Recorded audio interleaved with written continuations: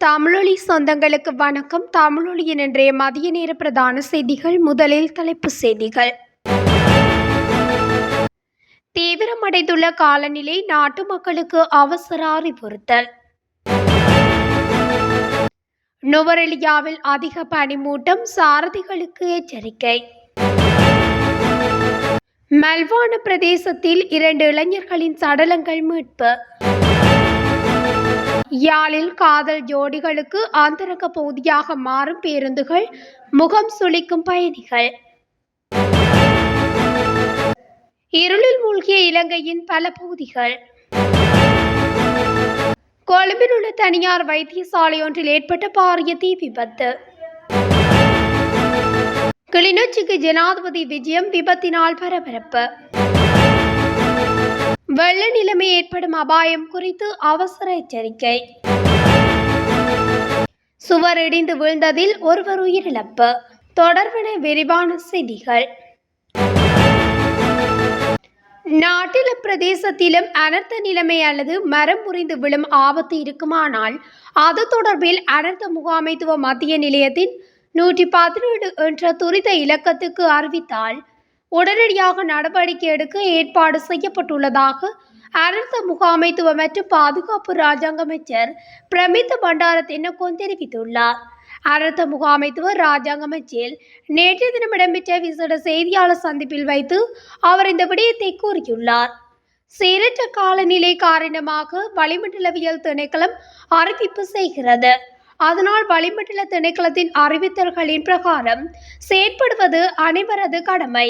அதனால் சீரற்ற காலநிலையால் ஏற்படும் அனர்த்தங்களில் இருந்து பாதுகாப்பு பெற வளிமண்டலவியல் திணைக்களத்தின் அறிவித்தல்களுக்கு கவனம் செலுத்துமாறு நாங்கள் நாட்டு மக்களை கேட்டுக்கொள்கிறோம். மேலும் மரங்கள் முறிந்து விழும் சம்பவங்கள் அதிகரித்து வருகிறது. எனவே இவ்வாறான எச்சரிக்கை விடுக்கும் பொறுப்பை கட்டிட ஆராய்ச்சி நிறுவனத்துக்கு நாங்கள் வழங்கி இருக்கிறோம். அந்த துறையை முன்னேற்ற வேண்டும். துறைசார் நிபுணர்களை இதற்கு இணைத்துக் கொள்ள வேண்டும். அதே போன்று தேசிய கொள்கை அமைக்க வேண்டும். இது தொடர்பாக உள்ளூராட்சி நிறுவனங்களுக்கு பாரிய பொறுப்பு இருக்கிறது. அதே நேரம் திடீர் வெள்ளப்பெருக்கு ஏற்படுவதற்கு பிரதான காரணமாக இருப்பது உள்ளூராட்சி நிறுவனங்களின் அனுமதி இல்லாமல் கட்டுமானங்களை அமைப்பது அனுமதிப்பதாகும். தொடர்ந்து நிவாரணம், நஷ்ட ஈடு என செய்து கொண்டிருக்க முடியாது.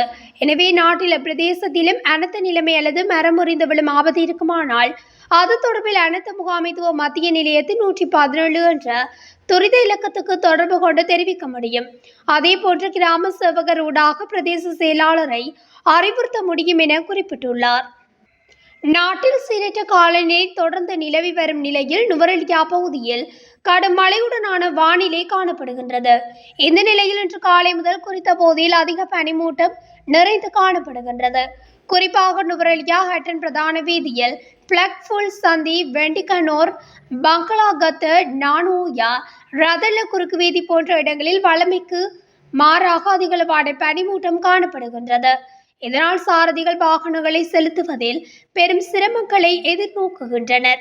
நுவரெலியா ஹட்டன் A7 பிரதான வீதியில் சென்ற வாகனங்கள் அதிக ஒளி எழுப்பியவாறு வாகன விளக்குகளை ஒளிரவிட்டும் செல்வதை அவதானிக்க முடிந்தது. மேலும் தொடர்ந்து மழை பெய்வதால் அதிக குளிருடன் கூடிய காலநிலை காணப்படுகின்றது. குறிப்பாக வெசாக் பௌர்ணமி தொடர் விடுமுறை வழங்கப்பட்டுள்ளமையால் வெளி மாவட்டத்தில் இருந்து பெரும் எண்ணிக்கையிலானவர்கள் நுவரெலியாவுக்கு வாகனங்களில் வருகை தந்துள்ளனர். குறித்த சாரதிகளுக்கு எதிரே வரும் வாகனங்கள் தெரியாதபடி கடும் பனிமூட்டம் நிலவுவதால் விபத்துக்களை தடுக்கும் நோக்கில் மிகவும் அவதானமாக தங்களது வாகனங்களை செலுத்த வேண்டும் எனவும், வாகனங்கள் செலுத்தும் போது தங்களுக்கு குறித்தான பக்கத்தில் வாகனங்களின் முகப்பு விளக்குகளை ஒளிர செய்தவாறு வாகனங்களை செலுத்த வேண்டும் எனவும் போக்குவரத்து போலீசார் கேட்டுக்கொண்டுள்ளனர். தொம்பி மெல்வாட மாய்வெள பிரதேசத்தில் 2 இளைஞர்களின் சடலங்கள் மீட்கப்பட்டுள்ளன.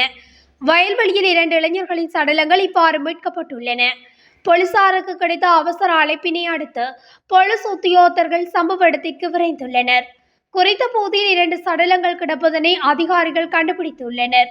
ரம்புடு நாவலதேன பிரதேசத்தைச் சேர்ந்த 19 மற்றும் 29 வயதான 2 இளைஞர்களே இவ்வாறு உயிரிழந்துள்ளதாக தெரிவிக்கப்படுகின்றது. மரணத்திற்கான காரணம் என்ன என்பது குறித்து இன்னமும் தகவல்கள் வெளியிடப்படவில்லை. இந்த சம்பவம் தொடர்பில் தொம்பி போலீசார் விசாரணைகளை ஆரம்பித்துள்ளனர். யாழில் காதல் ஜோடிகளுக்கு அந்தரங்க பூதியாக பேருந்துகள் மாறி வருவதாக விசனம் வெளியிடப்பட்டுள்ளது. யாழ்ப்பாணத்தில் பஸ்கள் பருவகால டிக்கெட் வைத்திருப்பவர்களை ஏற்றிச் செல்லாது இவ்வாறான காதலர்களை பேருந்து நின்று ஏற்றிச் செல்வதாக பயணிகள் குற்றம் சாட்டுகின்றனர். குறிப்பாக மாலை வேளைகளில் யாழில் இருந்து செல்லும் பஸ்கள் இவ்வாறான செயற்பாடுகளை மேற்கொள்வதாக தெரிய வருகின்றது. குறித்த பஸ்களின் மாஸ்க் போட்டபடி காதலர்கள் மற்றும் நடுத்தர வயதை தாண்டிய தகாத உறவில் உள்ளவர்கள் ஜோடி ஜோடியாக வந்து லீலைகள் புரிவதாகவும் பயணிகள் விசனம் வெளியிட்டுள்ளனர். இந்நிலையில் பஸ் நடத்துனர்கள் பொது போக்குவரத்தில் எல்லை மீறும் காதலர்களை கண்டுகொள்வதில்லை எனவும் அதுவும் ஆதரவு கொடுப்பதாகவும் குற்றச்சாட்டுகள் எழுந்துள்ளன. அதேவேளை காதல் ஜோடிகள் பஸ்ஸை மறைத்தவுடன் பஸ் நின்று அவர்களை ஏற்றிச் செல்வதாகவும் பருவகால டிக்கெட் வைத்துக் கொண்டு நிற்கும் பயணிகளை ஏற்றாது செல்வதாகவும் விசனம் வெளியிடப்பட்டுள்ளது. ஒரு காலத்தில் கலாச்சாரத்துக்கும் கல்விக்கும் பெயர் போன யாழ்ப்பாணத்தில் தற்போது சமூக சீர்கேடுகளும் குற்றங்களும் அதிகரித்து காணப்படுகின்றமை குறிப்பிடத்தக்கது. சீரற்ற காலநிலையினால் இலங்கையில் 4,31,500 பேர் மின்தடை காரணமாக பாதிக்கப்பட்டுள்ளதாக இலங்கை மின்சார சபை பொறியியலாளர் சங்கம் தெரிவித்துள்ளது. மின்தடை தொடர்பில் நாளாந்தம் அதிகளவான முறைப்பாடுகள் கிடைக்கப்பெறுவதால் அனைத்து வாடிக்கையாளர்களுக்கும் மீள பதிலளிக்க முடியாத நிலை ஏற்பட்டுள்ளதாக தெரிவிக்கப்பட்டுள்ளது. சீரற்ற காலநிலையால் கடந்த 4 நாட்களில் 59,400 மின்சார செயலிழப்பு சம்பவங்கள் பதிவாகியுள்ளதாகவும் கிடைக்கப்பெற்றுள்ள 33 லட்சத்துக்கும் அதிகமான முறைப்பாடுகளுக்கு அமைய மின்தடங்கல்களை சீரமைக்கும் பணிகளை துரிதப்படுத்தியுள்ளதாகவும் இலங்கை மின்சார சபை பொறியியலாளர் சங்கம் தெரிவித்துள்ளது.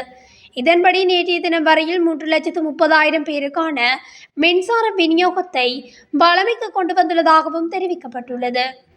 கொள்ளுப்பட்டி பகுதியில் உள்ள தனியார் வைத்தியசாலை ஒன்றில் தீ விபத்து ஏற்பட்ட நிலையில் அங்கு சிறிது நேரம் பதற்ற நிலை நிலவியுள்ளது. குறித்த தீ விபத்து நேற்றைய தினம் நண்பகல் 12 மணியளவில் இடம்பெற்றுள்ளது. மேலும் வைத்தியசாலையின் 3வது மாடியில் ஏற்பட்டுள்ளதாக கொழும்பு மாநகர சபையின் தீயணைப்பு துறைக்கு தகவல் கிடைத்துள்ளதாக குறிப்பிடப்படுகின்றது. இதேவேளை தீயை அணைக்க 2 தீயணைப்பு வாகனங்கள் அனுப்பி வைக்கப்பட்டதாகவும் தீ முற்றாக கட்டுக்குள் கொண்டுவரப்பட்டுள்ளதாகவும் கொழும்பு மாநகர சபையின் தீயணைப்பு பிரிவினர் தெரிவித்தனர். தீ விபத்திற்கான காரணம் இதுவரை தெரிய வராத நிலையில் போலீசார் மேலதிக விசாரணைகளை ஆரம்பித்துள்ளனர். வடக்குக்கு விஜயம் மேற்கொண்டுள்ள ஜனாதிபதி ரணில் விக்ரமசிங்க இன்று கிளிநொச்சியில் கலந்து கொண்ட நிகழ்வு இடம்பெற்ற பகுதியில் இடம்பெற்ற விபத்தினால் பரபரப்பு ஏற்பட்டுள்ளது. விபத்தினால் வாகன நெரிசல் ஏற்பட்ட நிலையில் வாகன நெரிசலை கட்டுப்படுத்த போலீசார் தீவிரமாக செயற்பட்டுள்ளனர்.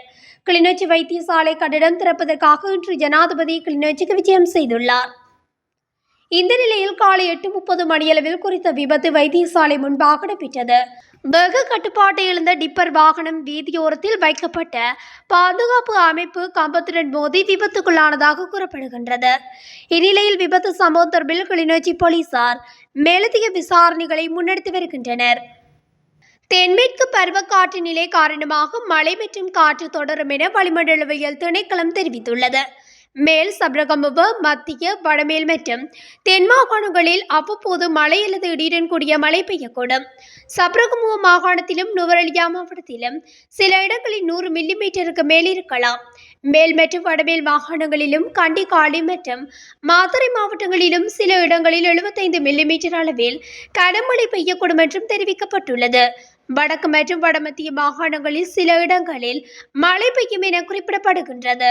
மத்திய மலையகத்திலும் வடக்கு, வடமத்திய, மேற்கு, தெற்கு மற்றும் வடமேல் மாகாணங்களிலும் திருகோணமலை மாவட்டத்திலும் 50 தொடக்கம் 60 கிலோமீட்டர் வேகத்தில் காற்று வீசக்கூடும். நாட்டின் ஏனைய பகுதிகளில் அவ்வப்போது காற்று 30 தொடக்கம் 40 கிலோமீட்டர் வேகத்தில் காற்று வீசக்கூடும்.